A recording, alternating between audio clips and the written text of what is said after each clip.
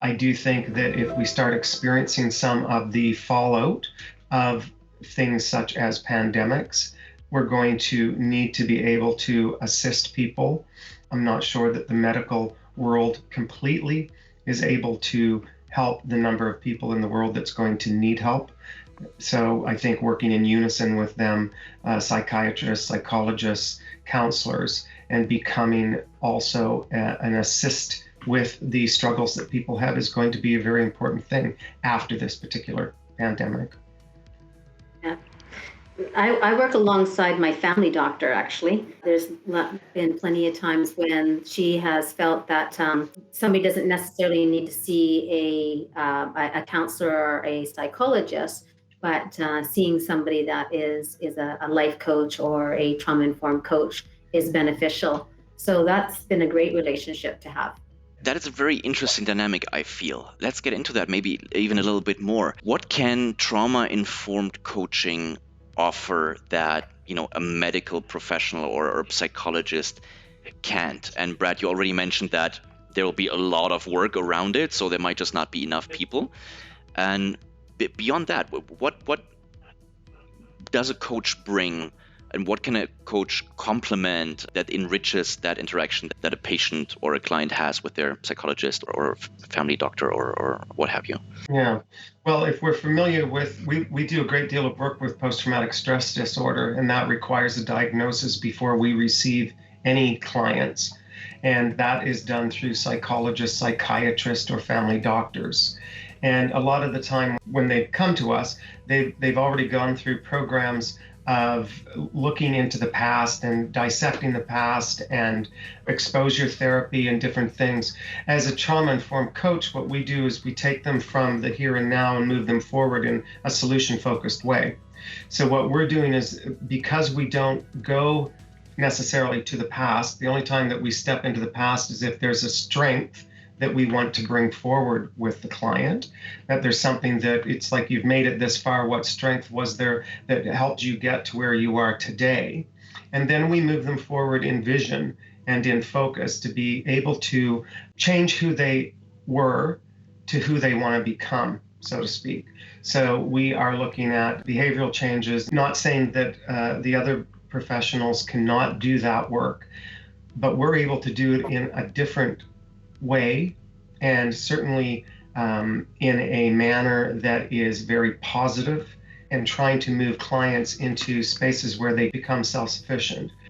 Because unlike some different therapies, and it's not a discredit to them, but they may spend a great deal of time in the past. There is an opportunity, I believe, for trauma coaches to work together with other health professionals in a different manner than what they do. Let's let the guys that know what they're doing about the clinical side of it do their work. And let's complement some of that healing with trauma clients in the work that we do, so that we can then have a complete and whole client at the end of it, and they have all the resources that they need moving forward.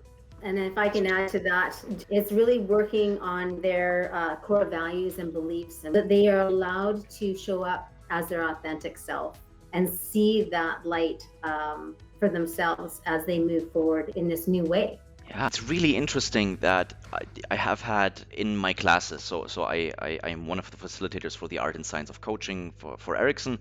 And it's really, really interesting that in my classes, there have been quite a few psychologists who have been saying that they wanted to learn exactly what you guys were describing. I love my job, I love what I'm doing, I love helping people, but I don't want to take people back to the past all the time. I want to learn how to work with people and help them move towards the present, or even better, the future.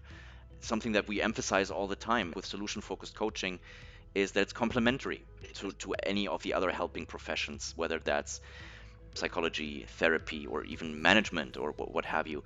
It can enrich whatever it is that people are doing. They don't have to unlearn everything. I'm guessing, correct me if I'm wrong, that trauma informed coaching is similar, since it is, as I understand, based on solution focused coaching. Yeah, I mean, what we do within the trauma informed coaching is certainly, you're right, it's a solution based approach.